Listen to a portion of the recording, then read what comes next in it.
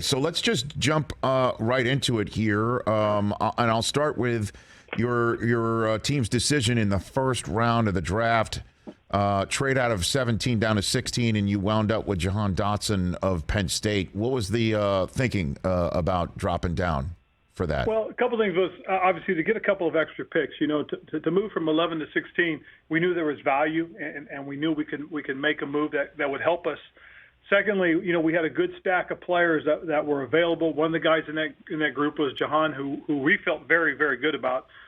We felt so good about him that we didn't bring him in on a 30 visit just because we felt we knew enough about him that he was the kind of guy that we had hoped to get a chance at, and sure enough, we did. So when you don't bring somebody in on a visit, why?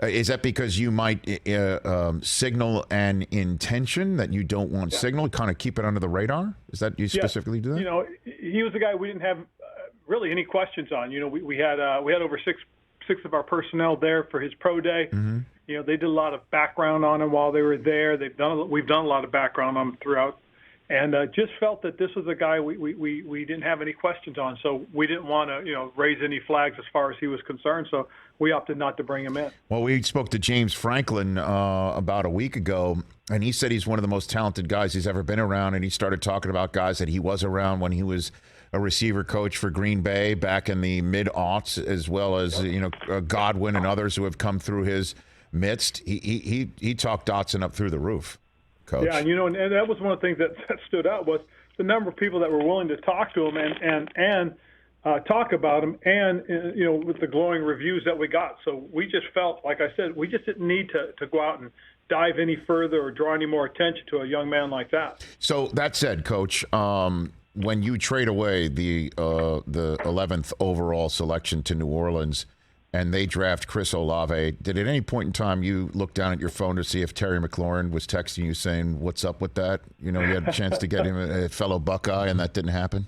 Coach? No, it didn't. But, Okay. Terry, we did talk to Terry about Chris, and he was very, very, very positive about him. We talked to him about Garrett as well. And he spoke highly of both those young men, and they were guys that were on our radar, and they were guys that were part of our stack. So, when you're in the position we were, and you had guys that were still available, we felt it was a good shot or a good risk to take, and we were very comfortable with our decision. No, and I don't mean that as a shot at Dotson. Oh, no. You know what I'm saying? It's just like I know. No, I agree. I was just making the point that we had a number of quality guys that, we didn't feel we would go wrong with any of them. Hey, you watched all the way to the end. Thanks for that. Watch more right here.